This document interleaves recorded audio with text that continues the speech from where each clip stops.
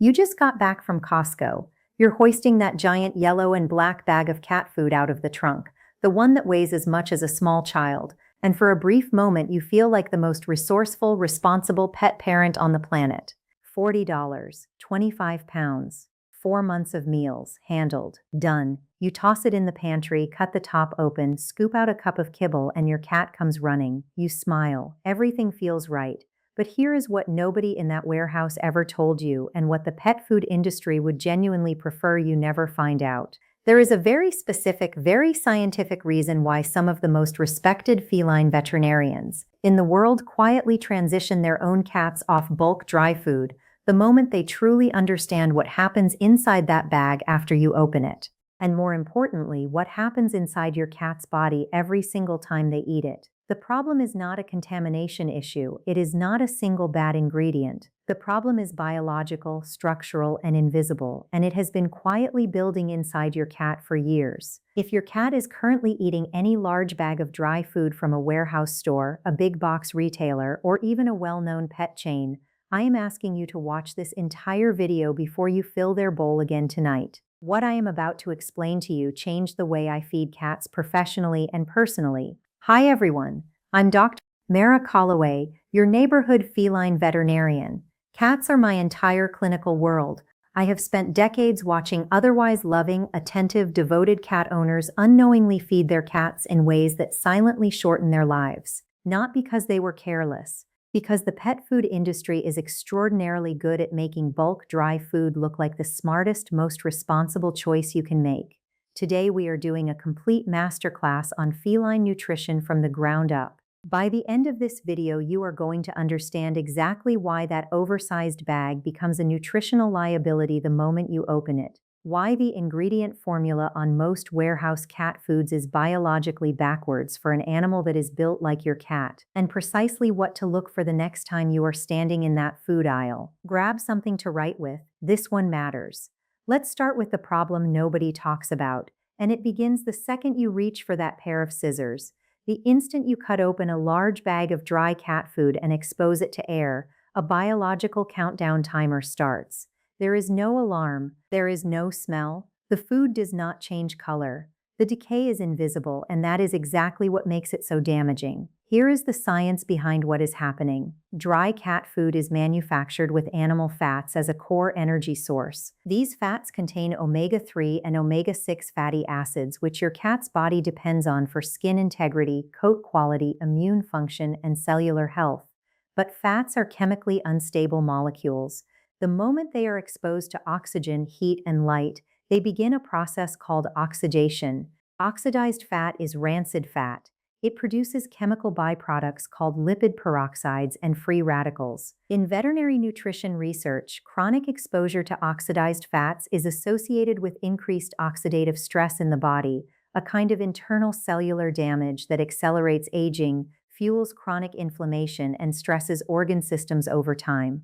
Pet food manufacturers are fully aware of this. It is exactly why responsible brands print a recommendation directly on their packaging. Finish this product within 6 weeks of opening. 6 weeks. Now I want you to do the math with me for a moment, because this is where it becomes very real. A single adult cat typically eats roughly 1/3 to 1/2 cup of dry food per day. A standard 25-pound bag of cat food contains approximately 90 to 100 cups of food. At 1/2 cup per day, your cat will finish that bag in somewhere between 5 and 6 months. But the nutritional integrity of that bag, the living functional quality of the fats and vitamins inside, begins declining meaningfully after the first 6 weeks the bag is open. That means for the last 3 to 4 months of that bag, your cat's primary daily nutrition is coming from food where the fats are progressively more oxidized and the vitamins are steadily degrading. And it is not just the fats. The fat-soluble vitamins, vitamin A, vitamin D, vitamin E, and vitamin K are particularly unstable once a bag is opened and exposed to air. These are not optional nutrients for your cat. Vitamin A is critical for vision, immune health, and healthy organ tissue. Vitamin E is one of the primary antioxidant defenders in the body. When a bag sits open for 4 or 5 months, These vitamins lose a meaningful portion of their potency, even though the label still lists those values because the guaranteed analysis on any pet food is calculated at the time of manufacturing, not at the time your cat actually eats the food. Now, if you're also storing that large bag in a plastic bin in your garage, a laundry room, or anywhere with temperature fluctuation, the problem compounds dramatically. Heat is the accelerant of oxidation. A bag stored in a warm garage is aging 4 to 5 times faster than one stored in a cool, dark pantry. The large warehouse bag is not the value it appears to be, it is a slow degradation trap, and most cat owners have no idea it is happening. The solution is not complicated. Buy the smallest bag your cat will realistically finish in 4 to 6 weeks. Store it in a sealed, airtight container in a cool location away from light. And when you fill that container, never pour new food on top of old food. Empty the container, wipe it clean, and then add fresh food. These small changes cost you nothing and preserve the nutritional quality of every meal your cat eats. But here is where we go deeper, and this is the part that goes far beyond the storage problem. Even if you stored that bag perfectly and your cat finished it in exactly 6 weeks, the formula itself may still be working against your cat at the most fundamental biological level. Pick up the bag of any major warehouse club cat food right now and flip it over to the ingredient list. Read the first 5 ingredients. You will almost certainly find something like this: chicken, brewer's rice, chicken meal, corn gluten meal, chicken fat. The second ingredient in a cat's food is rice. The fourth is corn. Here is what you need to understand about that. Cats are obligate carnivores, not by preference, not by habit, not by training, by genetic and metabolic necessity. The term obligate carnivore means that a cat's body physically cannot meet its nutritional requirements from plant-based foods. Their entire metabolic machinery evolved over millions of years to run exclusively on animal protein and animal fat. When a cat eats rice, brewer's rice, corn gluten meal, potato, or any starchy carbohydrate, here is what happens inside their body. Cats are missing a critical metabolic gear that dogs and humans rely on. In our livers, an enzyme called glucokinase helps regulate blood sugar by efficiently processing glucose after a carbohydrate-rich meal. Cats have remarkably low activity of this enzyme. Their livers were never designed to handle large glucose loads from starch. When a cat eats a high-carbohydrate kibble, that starch converts rapidly to glucose, and the cat's body is not equipped to manage that blood sugar surge the way ours does. Research published in veterinary nutrition journals has demonstrated that cats fed high-carbohydrate diets show impaired glucose tolerance compared to cats eating low-carbohydrate, high-protein diets. Over years of eating a diet where rice and corn appear in the top 4 ingredients, this repeated metabolic strain on the pancreas and liver becomes significant. The insulin-secreting cells of the pancreas are working harder than they were ever designed to work, meal after meal, day after day. Veterinary researchers have noted that feline diabetes diagnoses have been climbing steadily across the same decades that processed dry cat food became the dominant diet for indoor cats. I am not telling you that one bag from the warehouse causes your cat to develop diabetes. I am telling you that when the ingredient profile of your cat's daily food reads more like a grain-based product than an animal-based one, the metabolic cost adds up over years. Your cat's body was built for a diet that is approximately 80 to 90% protein and fat from animal tissue. High-quality, named animal protein must lead every ingredient list, not appear third or fourth after starches and grains. And while we're reading that label, I want to address something else. Chicken meal and chicken byproduct meal are not the same thing, and the difference matters. Chicken meal, when it appears, refers to rendered dried chicken tissue. It is a concentrated protein source and is not inherently bad. But byproducts are a different story. Byproduct meal in a cat food refers to rendered parts of the animal that are not skeletal muscle. Lungs, spleen, kidneys, brain, liver, intestines, blood, stomach, bone.